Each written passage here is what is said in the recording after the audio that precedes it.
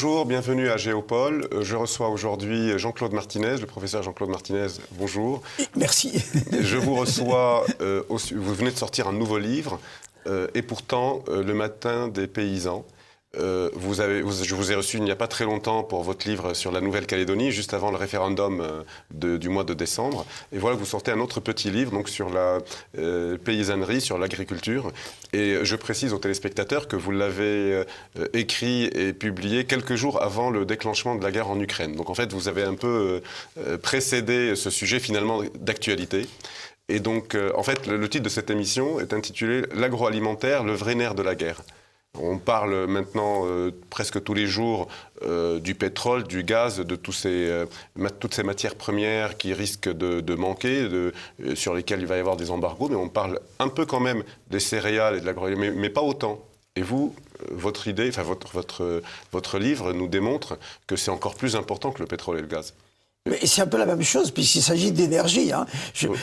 Je rappelle que pendant que nous faisons cette émission, vous-même, cher Richard Haddad, moi-même, qui bouge les mains, qui parle, les téléspectateurs TV Liberté qui utilisent la télécommande, font fonctionner leur cerveau, et le cerveau mange du sucre et des lipides. Hein. Et tous les organismes vivants, qu'il s'agit des plantes, des puces, des bactéries, des rats, etc., nous sommes des centrales énergétiques. Hein. Alors les plantes ont résolu le problème, elles captent de l'oxygène, elle capte du CO2, elle fabrique l'oxygène par le phénomène de photosynthèse, mais nous sommes obligés, pour fabriquer l'énergie, de manger.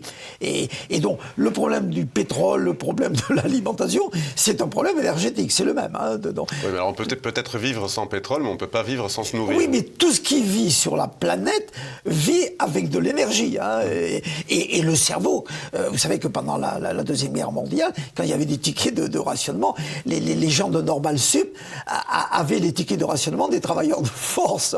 C'était pas uniquement un privilège, c'est qu'un cerveau, ça mange beaucoup plus d'énergie qu'un muscle. Voilà, donc c'est une question d'actualité, mais de toujours. Hein.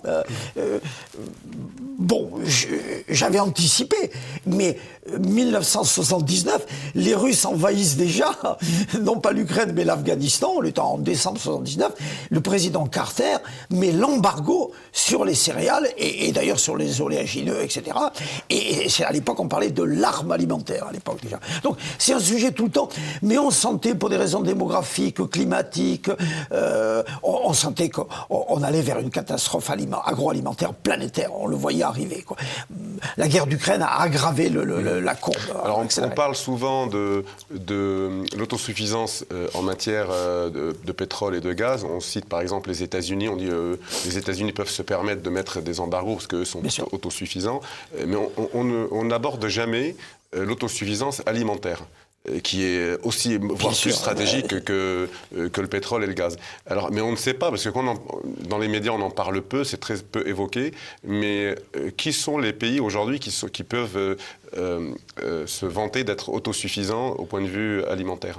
En Afrique, non, par exemple l'Égypte, mais par exemple la RDC pourrait être autosuffisante. Mais sachez qu'en France, nous importons même des laitues. Hein. Mais la France qui était le pays agricole d'Europe. Une des fermes du monde. Avec l'Ukraine d'ailleurs. Avec l'Ukraine. Mais nous ne maîtrisons plus la technologie des... C'est pas une boutade, nous ne maîtrisons plus la technologie des salades. Hein.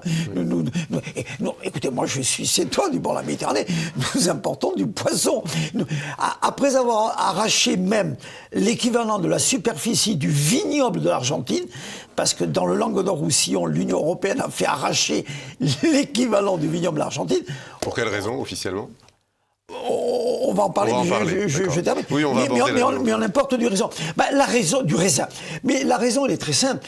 Il faut bien comprendre ça. L'idéologie de la Commission européenne, c'est vraiment une maladie mentale, c'est le malthusianisme. Hein. C'est le malthusianisme.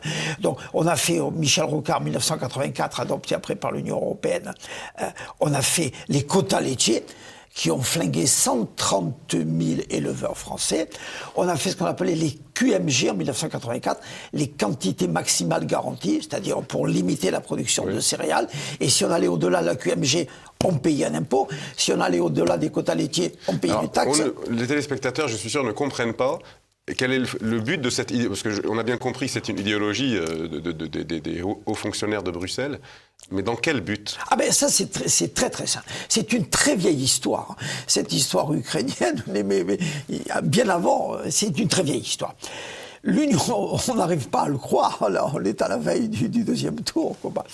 L'Union européenne, la Commission européenne, depuis le départ, et je vais vous citer les exemples, est inféodée aux États-Unis. Elle veut laisser le monopole des protéines animales et des protéines végétales, ou plus exactement d'abord des protéines végétales et après des protéines animales, puisque un poulet, par exemple, c'est un sac de maïs. Voilà, un poulet, on met du maïs, on fabrique un poulet. Il faut en gros 8 kilos de blé pour faire 1 kilo de poulet ou de bovin. L'Union européenne veut laisser, dès le départ, le monopole de l'arme alimentaire, des protéines animales et végétales aux États-Unis. 1962, on fait la PAC. Les États-Unis, pour nous autoriser la PAC, on se demande d'ailleurs pourquoi ils avaient besoin de nous autoriser la PAC. Mais parce qu'ils protégeaient l'Allemagne, ils protégeaient l'Europe, des chars soviétiques qui étaient à 2 étapes ou 3 étapes du Tour de France, le général de Gaulle, etc. Donc les États-Unis voulaient avoir le monopole, et veulent toujours avoir le monopole de l'arme alimentaire. Quand on crée la PAC en 1962, les États-Unis autorisent, donnent le feu vert, en échange de ce que la Commission européenne accepte qu'on importe des États-Unis ce qu'on appelait le corn gluten fit, c'est-à-dire des résidus de maïs. Une fois qu'on a pressé le maïs, qu'on a sorti pour faire de la colle, du gluten, etc., il reste les peaux des résidus, le corn gluten fit, qui ont encore des qualités protéiniques, finalement alimentaires, et qu'on donne à manger aux bovins, aux cochons et même aux poulets. Donc ils arrivaient des États-Unis. Bon. Et les États-Unis voulaient qu'ils arrivent en exonération de droits de douane. Évidemment. Étant entendu que dans ces corn gluten fit, dans ces résidus de maïs, ils cachaient, mais par centaines, par milliers de tonnes, du maïs entier, qui lui aurait dû être bon. L'Union européenne avait autorisé ça. On a même une lettre d'un de nos commissaires européens français, qui s'appelait Madame Scrivener, qui écrit à son collègue qui va signer les accords de Blair House, on en parlera, qui s'appelait le Danois Franz Andriessen, et qui dit « Mon cher Franz, si les ministres apprennent que tu as autorisé qu'on ne fasse pas des contrôles avec scanner à l'arrivée des bateaux, nous allons avoir un problème. » Donc, on autorise, sans droit de douane, l'arrivée du maïs, du corn gluten fit, qui arrive par où? Par les ports. PORT, qui arrivait par les ports bretons, par les ports allemands, etc. Et comme le maïs, c'est corn gluten fit, sert à nourrir les cochons, il n'est pas cohérent de mettre des cochons Massif Central, de charger des camions depuis l'Orient. Donc on a mis les ports PORC près des ports PORT. Et donc il suffisait que le port ouvre la bouche, on déversait le corn gluten fit. Et voilà pourquoi, non pas votre fille muette, mais voilà pourquoi on a concentré les cochons en Bretagne. En concentrant les cochons en Bretagne, les cochons ont fait pipi, on fait du lisier de cochon. Le lisier de cochon a pollué les fleuves, les rivières bretonnes, et les gens en ont eu marre, la pollution, ça fait les algues vertes, etc. Et donc ils ont voté les verts. Dans l'électorat vert de Bretagne est le sous-produit du lisier des cochons. Et le sous-produit du lisier des cochons, c'est parce qu'on a autorisé l'importation des corn gluten fit sans droit de douane. Vous voyez, ça c'était 1962. Donc en fait, pour résumer, les Bruxelles, en réalité, lorsqu'ils imposent des quotas, des interdictions, c'est pour favoriser le marché américain. Le pire, bien que ça soit très vieux, mais Richard et les téléspectateurs doivent le savoir, parce que, si vous voulez, la scène primitive, si vous voulez, le crime de départ, il a été là. C'est l'accord de Blair House. C'est là. Si on ne sait pas ça, on ne comprend rien. On ne sait rien. Blair House, c'est une petite maison blanche qui est en face de la Maison Blanche. C'est un petit bâtiment de 1 étage. Et c'est là où on reçoit les étrangers, enfin les chefs d'État qui viennent, des personnalités comme nous, on les reçoit au Trianon, etc. Et c'était le vendredi, je crois, 29, c'est important, c'était vendredi de novembre 1992. On a 3 négociateurs européens. Le fameux Franz Andriessen, on est en 1992. Vous étiez député européen, je rappelle aux téléspectateurs. J'étais député européen, et c'est pour ça que je sais. Oui, absolument. C'est pour ça que je précise aux téléspectateurs que vous étiez député européen. Et membre de la Commission agricole. Et membre de la Commission agricole. Franz Andriessen. McSharry, qui est un maquignon irlandais, mais qui est commissaire à l'agriculture. Après, il partira et il sera recruté par Monsanto. Bon. Et un Français, Legras, corésien, mais qui est directeur de l'agriculture. C'est à l'époque où la France comptait encore. Et donc, ces 3 pieds nickelés, Legras, Frank Andriessen, Max Chary, doivent être reçus par le président Bush. Le président Bush ne les reçoit pas parce que Bush père. Sa mère vient de mourir, il ne les reçoit pas. Et donc ils repartent sans avoir vu le président. Mais dans la voiture qui les amène de Blair House à l'aéroport de Washington, sur les genoux, ils signent le fameux accord de Blair House, qui restera secret pendant 1 an, il faut le savoir, ça. Dans lequel ils s'engagent à réduire à 5 millions d'hectares, ne pas aller au-delà de 5 millions d'hectares, les superficies européennes pour produire des oléagineux, dont le fameux tournesol. Qu'aujourd'hui, que l'Ukraine fournissait 50% des productions mondiales et la Russie 30%. Le fameux tournesol. Nous, au-delà de on l'a limité en 92. Au-delà de 5 millions d'hectares, on ne produit plus. Nous acceptons... Pardon, nous avons provoqué notre dépendance qu'on regrette aujourd'hui. Nous acceptons d'importer jusqu'à 5% de toutes nos consommations alimentaires, même quand on est autosuffisant. C'est quand même extraordinaire. C'est quoi, c'est au nom de la concurrence, officiellement ? Je vais vous dire non. Et on accepte de diminuer nos exportations subventionnées de, tenez-vous bien, 36%. Tout cela parce qu'à l'époque, on était en train de préparer des accords planétaires que Alain Juppé, ministre après 1993, après les élections de 1993, qu'Alain Juppé signera à Marrakech en avril 1994. Bon.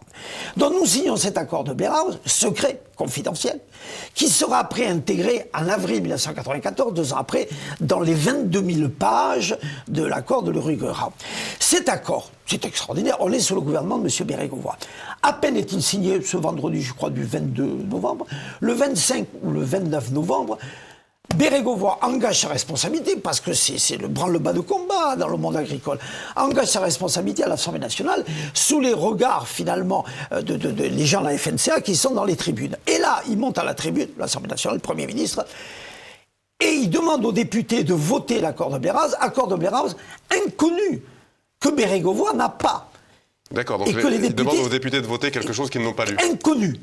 Et on sait que c'est inconnu parce que le ministre de l'Agriculture, M. Soisson, qui était le lieutenant Soisson pendant la guerre d'Algérie, Soisson écrit un livre chez Albin Michel qui s'appelle Politique en jachère et qui dit « Je suis ministre de l'Agriculture, je demande sans arrêt au Conseil des ministres qu'on me donne l'accord de Blair House et personne ne me donne l'accord de Blair House. » Et les députés votent la confiance sur un texte inconnu, même du Premier ministre. Il a un petit résumé qu'avant la séance, l'ambassade américaine lui a donné. Nous sommes novembre 1992. Il y a les élections de mars 93. Le Parti socialiste Bérégovoy battu. Bérégovoy se suicide. On ne sait pas si c'est à cause de l'accord de Blair House, s'il se suicide de 2 balles. Bon, peu importe.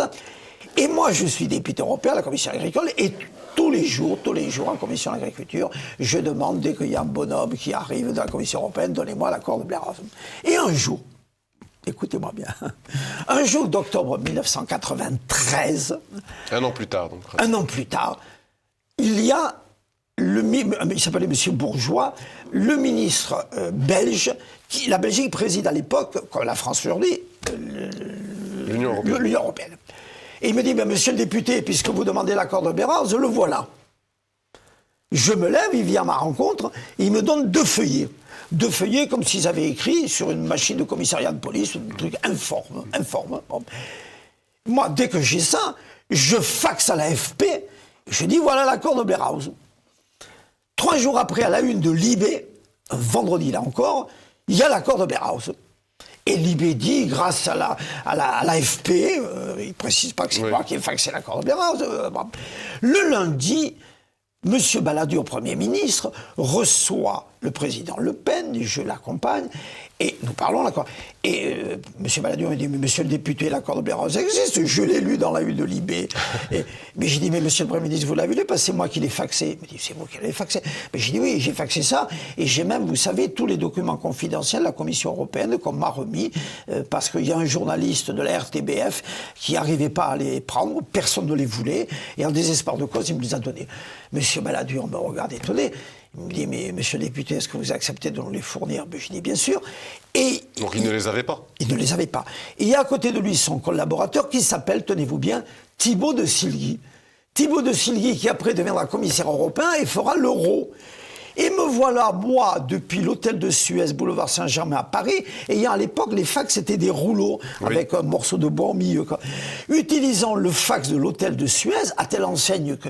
Et faxant au numéro de fax de Matignon qu'on m'avait donné, à Thibaut de Silguy, les documents secrets qui montraient la trahison de la Commission européenne, y compris la lettre dont je vous ai parlé, de Madame Scrivener à Franz Andriessen, en lui disant si les ministres apprennent. Bon, et je lui disais, Monsieur Balladur, vous pouvez refuser cet accord. Je vous amène les preuves de la trahison. Et Thibaut de Silguy, à l'autre extrémité, réceptionne. Et il y a tellement de fax qui m'appellent en me disant, tenez-vous bien, le fax de Matignon vient de tomber en panne, je vous donne un deuxième numéro de fax et je continue à faxer. Et dans cet accord de Bléraz, on découvre ce que je viens de vous dire, qu'on s'engageait à diminuer de 36% de nos exportations, on s'engageait à importer jusqu'à 5% de nos consommations, et 2 ans après, en avril 1994, dans les 22 000 pages de l'accord de l'Uruguay-Rand, est intégré l'accord de Bléraz. C'est-à-dire, les autorités françaises et les autorités européennes, ce jour-là, et cet accord qui, au départ, en 1986, a été, le premier négociateur a été François Guillaume, président de la FNCA, ministre de l'Agriculture de Jacques Chirac, du gouvernement de cohabitation, et lui-même agriculteur loin. Bon. Et c'est lui qui a accepté... Alors, il favorise les États-Unis, on l'a bien compris, mais officiellement, quel est leur argument? C'est-à-dire, quand on est dans une confrontation, quel argument officiel donne-t-il? Et en avril 1994, c'est au moment où on crée l'OMC, l'Organisation mondiale du commerce à Genève. Et dans ces négociations planétaires où j'ai été expert de la Commission européenne, à celle de Seattle, à celle de Hong Kong, à celle de Cancun. C'est un grand marché qui dure 1 semaine. Moi, je te donne de la viande, toi, tu me donnes des banques, moi, je te donne des assurances, toi, tu me donnes des avions, etc. En échange sur la pression allemande et des pays de l'Europe du Nord, et des banques et des compagnies d'assurance françaises, on sacrifie notre agriculture. En échange, le Brésil, dont on acceptait d'importer la viande, le Brésil recevait nos compagnies d'assurance, recevait nos banques. En fait, on a privilégié la banque et l'assurance. L'Allemagne pouvait vendre ses Mercedes, qu'elle fabriquait d'ailleurs à Puebla, au Mexique. Donc, la monnaie d'échange, on a sacrifié notre agriculture, on a sacrifié l'indépendance alimentaire, on a sacrifié le manger, finalement, pour que les compagnies d'assurance, les banques, Mercedes, l'industrie, et même notre aviation, les Brésiliens qui fabriquaient déjà quelques avions exigeaient tout de même que sur l'aviation. Donc, autrement dit, dans la négociation avec les Australiens, avec l'Amérique latine, nous avons sacrifié, et avec les États-Unis qui voulaient le monopole du soja, des oléagineux, le monopole. Parce que les oléagineux, ça, c'est le tournesol, c'est le soja, c'est le colza, etc. C'est-à-dire, pardon, exactement comme on a sacrifié notre industrie, pensant que l'Asie serait l'usine de l'Europe, et l'Europe, ce sera que les cerveaux, le tertiaire. Voilà. On a sacrifié l'agriculture de la même manière. On a pris la décision de sacrifier notre agriculture. Pour les mêmes raisons, d'ailleurs. Pour les mêmes raisons. Et on continue parce que dans le Green Deal, l'accord vert, la PAC de maintenant, la PAC actuelle, avec l'expression de la fourche à la fourchette, c'est la même chose. Dans cette Green Deal actuelle, étant entendu que les négociations à l'OMC, encore le 22 mars, on négocie à l'OMC, la Commission européenne. Dans la politique agricole verte, à l'heure actuelle, elle tient en 4 chiffres. Réduction des pesticides de 50%. Mais sans pesticides, les plantes meurent, parce qu'elles sont attaquées. Bon. Réduction des engrais de 20%. Et les nitrates ont tous les défauts de la création, mais au début du XXe siècle, sans les nitrates, on serait en train de mourir de faim. Non, il ne faut pas perdre de vue ça. Superficie consacrée au bio, 25%. Et mise en jachère des terres. Vous comprenez ce que ça veut dire, On renonce à cultiver des terres. 10% des terres européennes. La jachère, comment on l'appelle d'un terme anglais, set aside. François Guillaume était tout content, il répétait set aside. Moi, au début, comme ça, le grand public ne comprend pas. Je ne savais pas ce que c'était set aside. On avait déjà décidé la jachère. On a mis en jachère les meilleures terres européennes, si vous voulez. Mais le Green Deal actuel, accepté par Macron, et maintenant il le refuse. Il dit il faut le renégocier parce que... Comme il a arrêté aussi, je fais toujours la comparaison avec le nucléaire, le nucléaire ou l'industrie. Bien sûr. Comme il a voulu fermer la centrale, et puis maintenant il dit ah non, on va faire d'autres centrales. Mais la PAC actuelle qu'a accepté Julien de Normandie, c'est... Le ministre de l'Agriculture. C'est un carré tragique. Un carré tragique de 4 chiffres. 50% de réduction des pesticides, 20% de réduction des engrais, 25% de superficie au bio et 10% de mise des terres en jachère. Le bio, le manger local, c'est sympathique, mais en Seine-Saint-Denis, il n'y a plus que 3 mètres carrés de terre agricole. C'est ce que vous dites dans votre livre. Alors, vous allez acheter du... écoutez, moi je veux bien, on est au 2e tour, Marine, etc. Je veux bien Monsieur Juvin, le localisme, mais... Comme j'ai pas une maternité à côté, j'ai pas non plus une ferme à côté. Il y a plus de ferme. Il reste 389 000 exploitants agricoles. Il y en aura 60 000 en 2050. Le localisme, je vais acheter où? Il y a rien à côté, quoi. Oui, vous voyez. Donc, oui, c'est encore une fois, je fais toujours la comparaison avec l'industrie. En gros, pour résumer, on a pensé que l'Asie serait l'usine de l'Europe, et on a pensé que l'Amérique probablement que l'Argentine, que le Brésil. Le Brésil pour le soja. Les terres agricoles de l'Europe. Et donc on dépend des autres. On est tous. Et lorsqu'il y a une crise, nous voilà en train de pleurer. Alors tout ça était souterrain, on ne le voyait pas. Et puis arrive l'affaire ukrainienne. L'Ukraine 50% du tournesol mondial, la Russie 30% du tournesol mondial. On se fait nous-mêmes l'embargo, on se fabrique nous-mêmes l'embargo. Et alors là, tenez-vous bien, on dit il n'y a plus. Il n'y a plus d'huile de tournesol, on va utiliser l'huile de colza. Oui, mais l'huile de colza, on a financé pour la mettre dans les moteurs, parce qu'on a fait le crime de mettre de la nourriture dans les moteurs pour faire du carburant, ce qu'on appelait dans les années 90, les années 2000. Mais à l'époque déjà, beaucoup alertaient sur le fait que ça va créer des famines. Que ça va payer les biocarburants, c'est une folie. Et maintenant, on dit, il n'y a plus d'huile de tournesol, et on va avoir de l'huile de palme.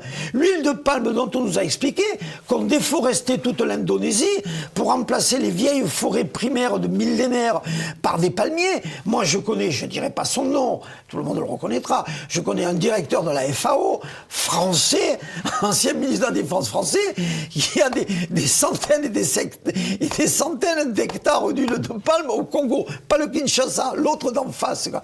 Donc, après, nous avons expliqué que l'huile de palme, c'était la fin de tout, ça détruisait les forêts, ce qui n'est pas faux. Maintenant, on nous explique que l'huile de palme, quand même, faute de tournesol, faute de grive, on mange des merles, faute d'huile de tournesol, on mangera n'importe quoi. Et maintenant, on est en train de renégocier, on essaie de renégocier la folie du Green Deal de Madame, je ne sais plus comment elle s'appelle, la prussienne présidente, la prussienne, si vous voulez, qui est présidente de l'aristochate prussienne, qui est présidente de la Commission européenne, qui a fait n'importe quoi. Donc là, on est dans une situation où l'Europe... Qu'on a fabriqué nous-mêmes. Hein. Oui, qu'on a fabriqué nous-mêmes. On s'est mis nous-mêmes en dépendance au niveau pétrole, gaz, alimentaire, tout. En fait, depuis, je vous parle, l'accord de Berhaus, novembre 1992. Donc en fait, tout ça pour garder des banques, des assurances et du tourisme. Tout ça pour parler des assurances. Et tout ça parce que, idéologiquement, Paul Valéry, début 1919, tout se passe comme si l'Europe voulait être dirigée par une commission américaine. Paul Valéry, 1919, commission américaine. Je rappelle que la commission européenne, tout ça fabriqué par Jean Monnet, ce sont les juristes américains qui sont venus rédiger le traité de Rome, sauf le doyen Vedel et M. Reuter, qui ont fait la partie recours juridictionnel, etc. Mais le cœur nucléaire économique, ce sont les juristes américains. Hein. Alors derrière les conséquences, nous les voyons aujourd'hui, c'est que effectivement le prix de l'essence, on parle, là aussi, on parle tous les jours de l'énergie, du prix de l'essence qui augmente à la pompe, mais on ne parle pas assez des prix de l'alimentaire qui flambent encore plus que l'essence en réalité. Parce que vous allez dans un supermarché, la une du Point, les unes des Échos, des Figaro. Regardez, comme il y a l'AFP au Maroc, il y a la MAP, l'agence Maroc Presse. La une de l'hebdo de la MAP, la guerre du pain. Alors, Le constat, on est tous d'accord. Enfin, moi, je l'ai fait depuis une trentaine d'années. Tous les gens normaux le savaient, mis à part la Commission européenne qui faisait semblant de ne pas le savoir, quoi, qui faisait semblant de ne pas le savoir. La question, c'est maintenant, qu'est-ce qu'on fait, quoi, hein. Oui, alors ça, on va l'aborder dans la deuxième partie de l'émission, parce qu'on arrive presque à la fin de la première partie, mais on va aborder aussi le problème démographique, parce que nous, en Europe, on s'est mis en situation de dépendance, mais dans le monde entier, de toute façon, il y a un boom démographique tel que le problème de l'autosuffisance se pose à tout le monde. Il y a le problème de l'Égypte, il y a le problème de la Tunisie qui ne peut pas manger, il y a le problème, les Algériens compensent l'argent qu'ils font sur le pétrole en dépensant un argent fou pour avoir, et maintenant reviennent vers la France pour avoir des céréales, pour avoir du blé. Oui. Et le Maroc, il y a une sécheresse, il y a un problème sur le pourtour. On va aborder peut-être, je vous me répondrai dans la deuxième partie de l'émission, mais il y a aussi peut-être des changements d'habitudes alimentaires. Je fais allusion à l'Asie, par exemple, qui mange du poulet, qui mange de la viande. Oui, mais qui aussi, paraît-il, enfin, vous allez me dire, m'affirmer ou affirmer, commencent à changer leurs habitudes alimentaires en faveur des produits qu'ils ne consommaient pas auparavant et qu'ils consomment aujourd'hui et qui sont des produits habituellement consommés en Europe. Ce qui fait que ça crée une inflation, une pénurie, non? Plus ils devenaient riches et plus ils abandonnaient le bol de riz pour de la nourriture type européen. Ce qui provoque de viande. Et ce qui provoque une inflation de la demande au moment où il y a une crise de l'offre. Et c'est pour ça, c'est tout ce livre, mais qu'on voyait arriver depuis des décennies. Il y a une tension déchirure terrible.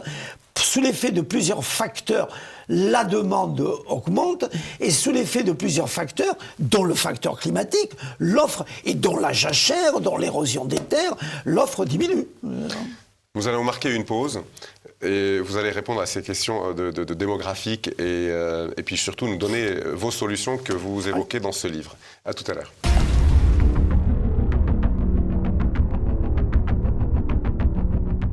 Voilà, nous voilà dans la deuxième partie de cette émission. Donc, on va aborder les problèmes démographiques, les problèmes donc, d'éventuelles famines dans le reste du monde, et puis les solutions que vous proposez. Et les problèmes migratoires.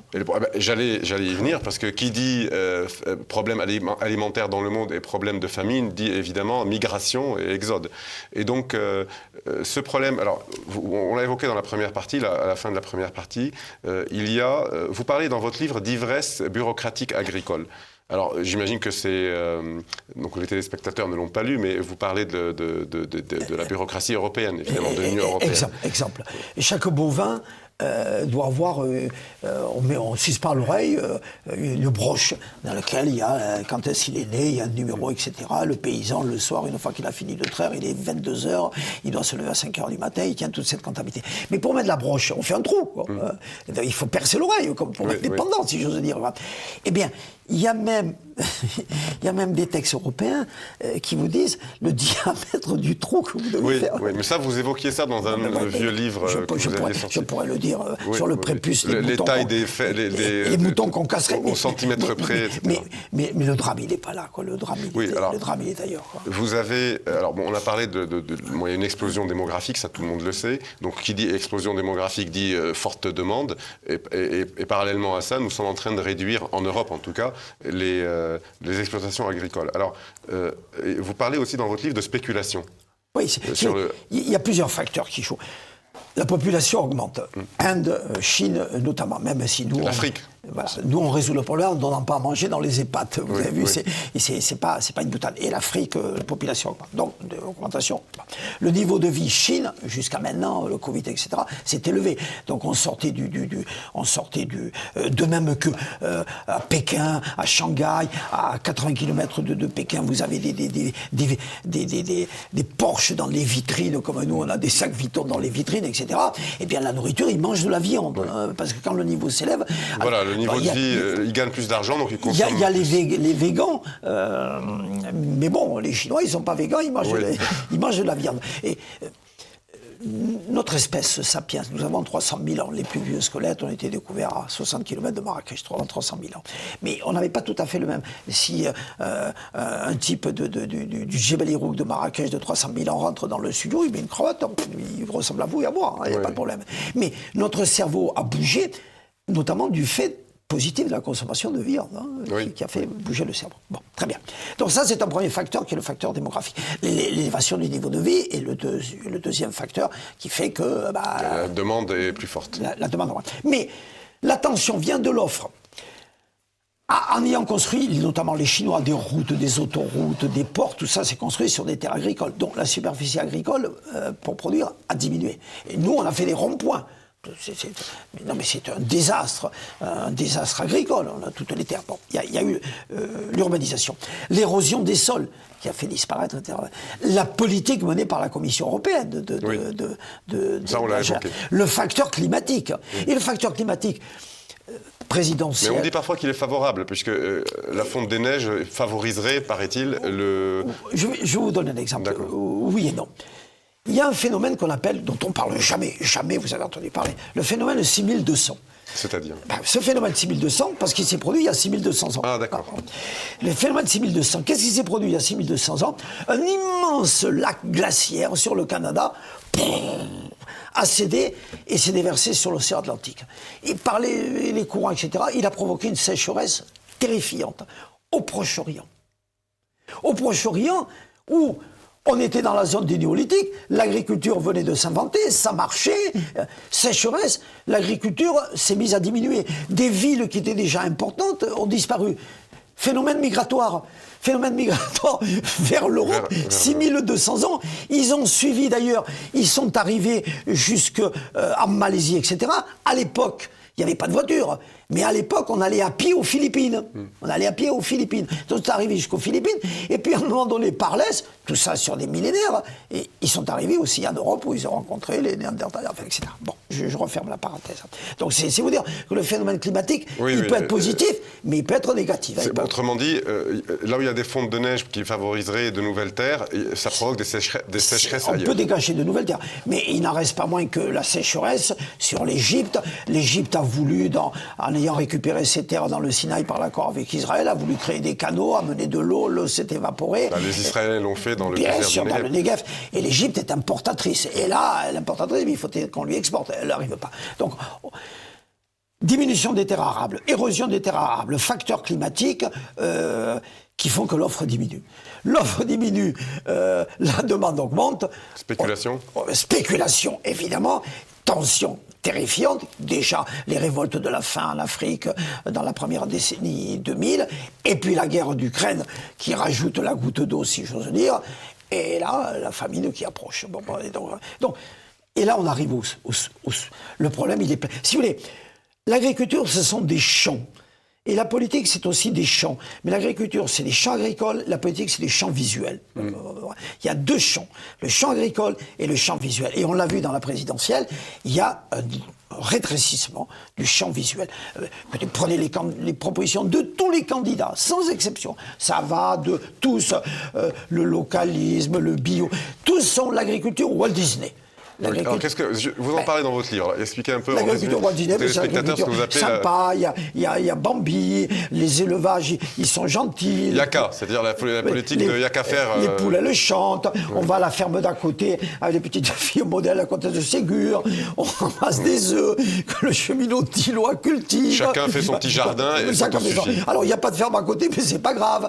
Et les électrices de Pécresse avaient des chapeaux de paille, des petites jupes indiennes et des jolies bicyclettes vont faire l'agriculture bio. Enfin, ça, c'est Walt Disney, l'agriculture bio. Alors, on oubliait que les gens mangent avec l'agriculture vraquière. Ce qui nous arrive des États-Unis, le soja pour nourrir les aliments, c'est des cargos. Voilà. Vous êtes en train de nous expliquer que l'idée que chacun fait son petit jardin et ça lui suffit, c'est un gag. Mais Paris, Madame Hidalgo qui a fait un score faramineux, on met des ruches sur les toits, on fait des jardins familiaux.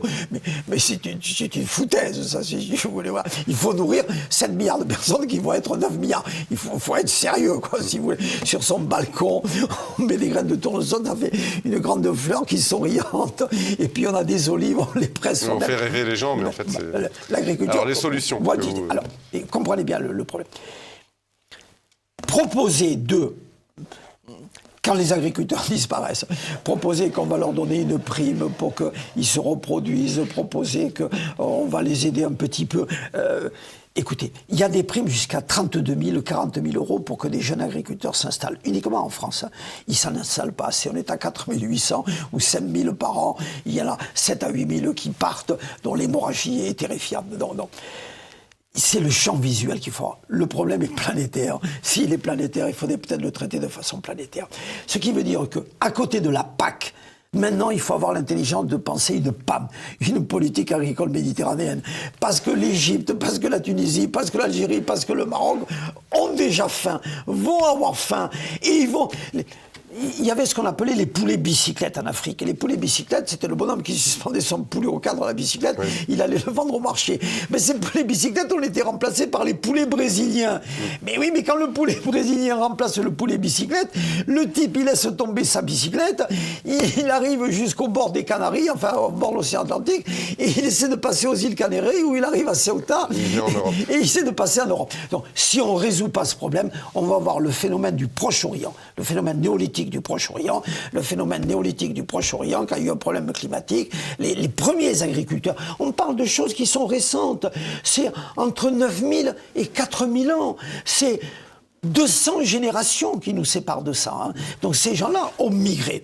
Si on n'a pas une PAM, une politique agricole méditerranéenne, si on ne traite pas le problème de l'alimentation en céréales de l'Afrique du Nord, sans parler un peu plus au sud de l'Afrique, oui. Mais c'est sûr qu'ils vont arriver. Oui, comme les homo sapiens qui étaient nomades, qui sont partis de Marrakech 300 000 ans, qui ont marché pendant 200 000 ans. En gros, ils marchaient 1 kilomètre par an. Oui, alors vous parlez d'une époque, comme vous l'avez précisé, où il n'y avait pas de voiture. Là, ils arrivent en 24 heures. Mais ils sont arrivés quand même. Et les pauvres néandertaliens, qui disparaissent d'ailleurs en 40 000. Hein, le dernier néandertalien disparaît à Gibraltar, parce que les gens qui arrivaient les avaient poussés en Espagne, les avaient poussés jusqu'à Gibraltar, et on trouve les derniers là-bas à Gibraltar ou en Espagne. On va avoir des flux migratoires à cause de la famine plus importants que ce qu'on a. Alors que faut-il faire exactement, ce que vous appelez la PAM il faut penser cette agriculture qui va penser le climat. Il faut la penser plus simplement sur l'Europe, mais il faut la penser sur l'ensemble de la Méditerranée. Ça, il faut remettre, ça c'est l'immédiat, remettre immédiatement en culture les terres mises en jachère. Il faut arrêter cette folie de ne pas cultiver la terre depuis l'origine de l'humanité. Et puis il faut que des paysans existent, il faut qu'ils s'installent. Alors il y a une solution toute simple, mais je vais vous raconter une histoire. Hein. Un jour, le ministre de l'Intérieur, en 1984, du Maroc, qui s'appelle Driss Basri, qui était le Richelieu marocain. Driss Basri me dit, écoute, Sa Majesté veut te voir, il veut que tu lui parles un peu de fiscalité. Donc il m'amène à Sa Majesté, le roi Hassan II, que Dieu laisse sa grande miséricorde. Et Sa Majesté, très avenant, alors monsieur le professeur, bon alors qu'est-ce que vous me conseillez en matière fiscale? Qu'est-ce que je dois faire pour mon pays? Et je lui dis, Majesté, moi il me semble la première des choses à faire, c'est d'exonérer de toute charge fiscale et sociale le monde agricole, parce que le fellah et le soutien du trône, le fellah c'est le paysan, oui. Le fellah et le soutien du trône, mais le fellah fait manger, et le modèle marocain c'est aussi une agriculture, vous voyez la différence là, l'Algérie. Il me dit rien. Il écoutait. De 1984 à 2014, 30 ans durant, toute l'agriculture marocaine a été exonérée de toute charge fiscale et sociale. Immédiatement, il y a eu les serres à Dakhla, les tomates, les cargos chargés de tomates sont arrivés sur l'Europe, sont arrivés à Perpignan, etc. Il faut exonérer. Vous voyez, c'est pas des primes pour à la vache, à la paysanne parturiente. Il faut exonérer de. En gros, il faut pas de l'assistanat. Il faut qu'ils vivent de leur travail. Exonérer de toute charge fiscale et sociale les paysans français pour commencer. Le slogan doit être agriculture, priorité nationale et priorité européenne et priorité méditerranéenne absolue. Là, il faut les exonérer de toute charge fiscale et sociale le temps qu'il faudra, le temps que la transition, non pas énergétique, climatique, que la transition démographique se fasse. On est à 389 000 exploitants. Oui. On va être à 60 000 dans une vingtaine d'années. Bien sûr, le fait que le paysan disparaît, il rachète la terre d'à côté, celui qui subit, mais ça ne pourra pas continuer éternellement. Ça, c'est... Il faut renégocier cette folie de la PAC. Il faut revenir à la PAC des origines, la politique agricole commune du Pol Pot et Paul Dercy comme Scholl, c'est-à-dire soutien aux exportations, prix garanti. Il faut... Par exemple, il manque du blé. C'est foutu jusqu'à l'année prochaine. Oui. Parce qu'on fera les semis, on aurait pu faire les semis au printemps pour le blé tendre, mais pour le blé, on fera les semis à l'automne. Et dans la meilleure des hypothèses, si tout marche bien, ça sera au mois de juin 2023. Entre-temps, comme on fait la césure, entre-temps, il va y avoir le problème de famine. Donc, il faut revenir à une PAC normale, arrêter Walt Disney. On arrête Walt Disney. Là. Ben, moi, j'aime bien Bambi, Rox et Rookie. Moi, j'adore. Hein. Mais c'est Cruella dans le monde de l'agriculture. Hein. Oui. C'est pas Rox et Rookie, c'est pas Bambi qui saute avec Dominique Jeannot, et avec Hidalgo, et qui donne les mains à Mélenchon, et qui font la rotata. Voilà. Mais en Afrique, alors, y a-t-il des terres exploitables? Alors, écoutez. Enfin, en Afrique du Nord, je veux dire. Oui, bien sûr. L'Afrique du Nord, les carottes sont cuites. Il y a plus suffisamment pour manger. Oui, mais vous avez dit qu'il faut... il faut que nous pensions... Est-ce que c'est possible de transformer des terres agricoles Non, mais il faut penser que... L'Europe doit nourrir l'Afrique du Nord, parce que sinon, vous le connaissez. Mais, je vais prendre un exemple.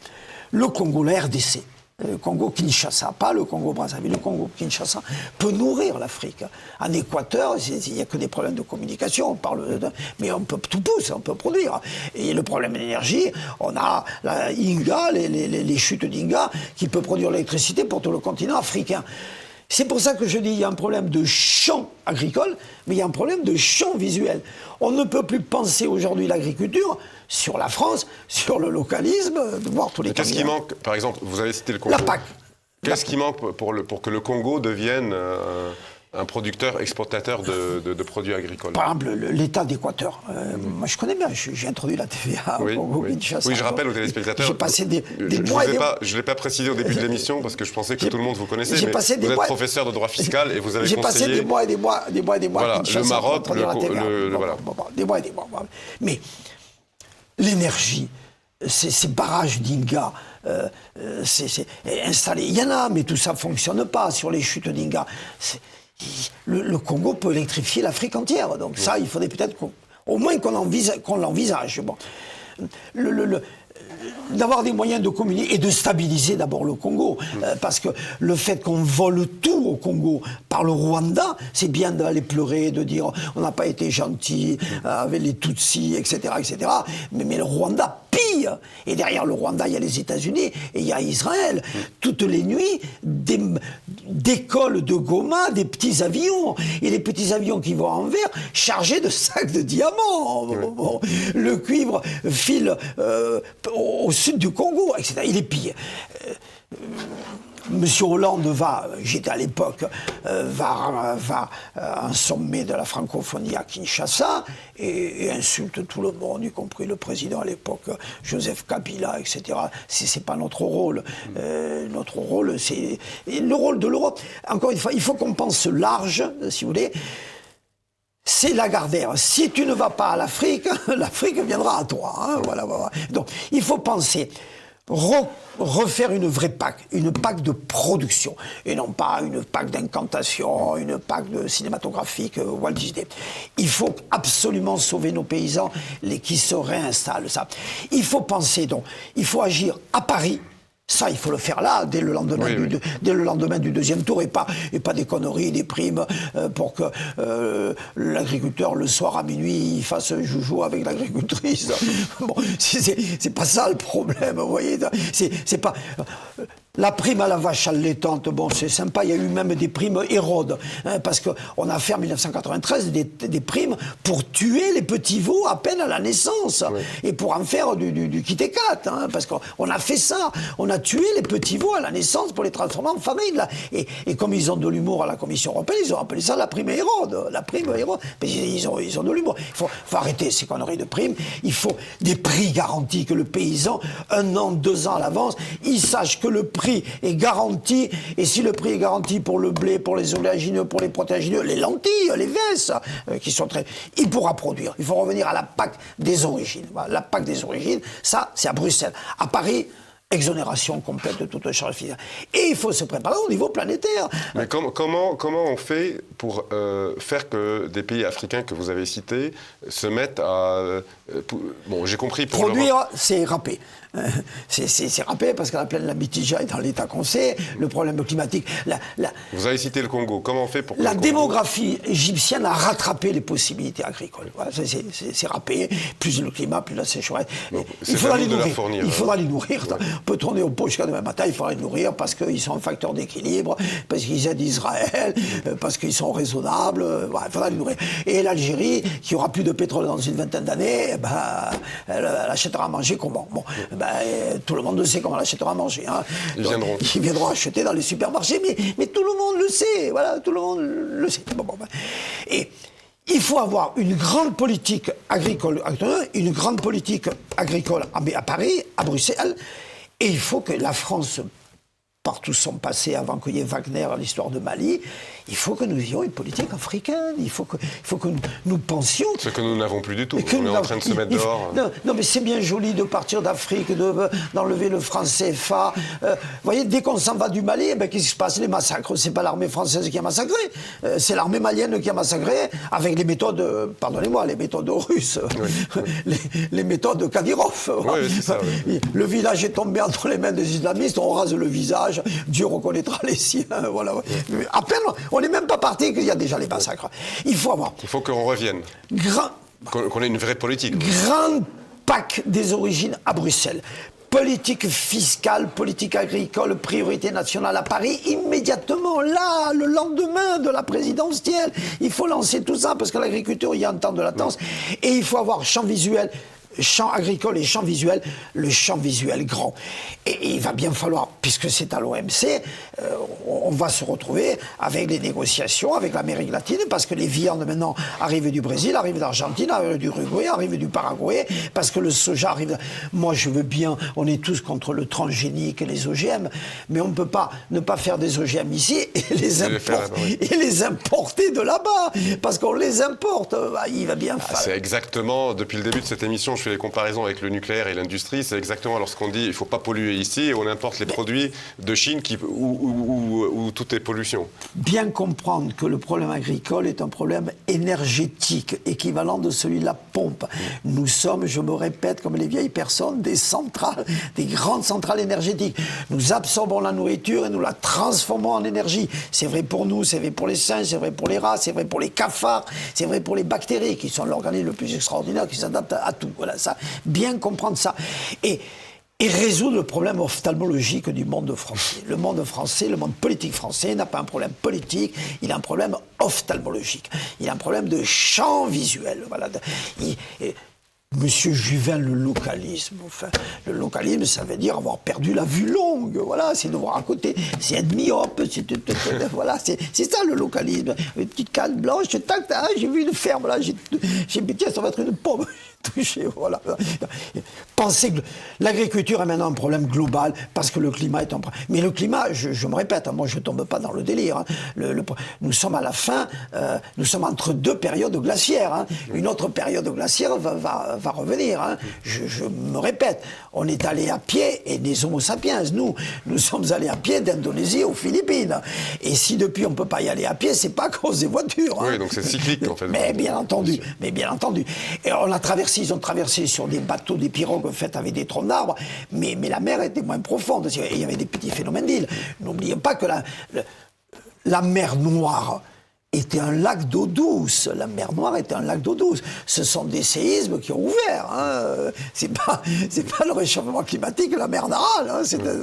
Et ne pas oublier qu'on allait de Marseille et de l'autre côté, parce qu'il y avait plein d'îles, la Méditerranée. Oui. Vous voyez, le phénomène climatique, il existe, mais il est colossal, il est solaire, hein, il est dans l'histoire géologique de la Terre. Toujours se souvenir... Vous êtes en train de dire que ce n'est pas une question de pollution... Le phénomène 6200. Et avant de mourir les pieds trop chauds, on va mourir de faim. Hein, donc, on ne va pas mourir par les pieds, on va mourir par l'estomac. Donc, Greta Thunberg qu'on n'entend pas d'ailleurs. Oui, on n'entend plus. On n'entend plus Greta Thunberg. Mais Greta Thunberg a peur que comme on l'appelait sur la Révolution, les chauffeurs, parce qu'on les appelait chauffeurs, parce que pour voler, ils brûlaient les pieds. Avant qu'on meure les pieds échaudés, on va mourir l'estomac affamé. Hein. Avoir le sens des réalités et des priorités. Hein. Je me répète vraiment, vraiment, merci du livre dedans. Tout de suite, là, maintenant, à Paris, plus d'impôts sur le monde agricole, le temps qu'il faudra, le temps qu'on fasse la transition démographique, plus d'impôts. Et priorité nationale absolue, et services publics, sans dépenser l'argent. Tout ce qu'on a mis sur les banlieues, voilà. Oui. Un type du N9, la Corrèze, sur son tracteur, il vaut bien un jeune rappeur du 9-3. Oui. L'autre sur le tracteur, il vaut le rappeur. Hein, à égalité. Donc tout ce qu'on a mis sur le rappeur, on met sur la Corrèze, on met sur la Lozère, et éventuellement sur le Zambèze, pour parler comme quartier. Ça, c'est Paris. Bruxelles, on arrête. On arrête Walt Disney. On arrête la politique verte, de la ferme à la fourchette. Non, on arrête ça et on fait la PAC des origines. Et on pense la PAM. Personne n'a encore pensé la politique agricole méditerranéenne. Penser la PAM. Ce qui pose des problèmes de moutons. Parce que ce n'est pas les loups du Mercantour qui mangent les moutons, hein. C'est les moutons de Nouvelle-Zélande qui mangent les moutons français. Hein. Ah bon, d'accord. C'est pas les loups du Mercantour qui mangent les moutons, c'est les moutons de Nouvelle-Zélande qui mangent nos moutons. Parce qu'à cause du Rainbow Warrior, pour se faire pardonner, on a importé des moutons. Voilà. Et avoir la vision planétaire. Et ça, c'est l'OMC, c'est l'Organisation mondiale du commerce, qui a tous les défauts de la création, mais qui est quand même le lieu où tout se négocie. Où on peut penser. À l'instant où je vous parle, 22 mars, 100e réunion du comité agricole de l'OMC, où il n'y a pas la France, il n'y a aucun État européen, c'est la Commission. On continue à négocier planétairement l'agriculture. Mais là, il faut arriver avec des idées claires. Bon, cette émission arrive à sa fin. Champ visuel et champ agricole. Je rappelle donc aux téléspectateurs votre livre, Et pourtant le matin des paysans. Petit livre intéressant dans lequel vous faites le constat, un peu, bon là vous avez fait un résumé mais c'est plus détaillé avec vos solutions. Surtout les solutions. Hein. Surtout les solutions, oui, c'est la moitié du livre. Et donc voilà, je le conseille aux téléspectateurs. Merci monsieur le professeur, je rappelle que vous êtes professeur de droit fiscal, vous avez conseillé plusieurs pays, notamment le Maroc. Et chers téléspectateurs, merci de nous avoir suivis et à très bientôt.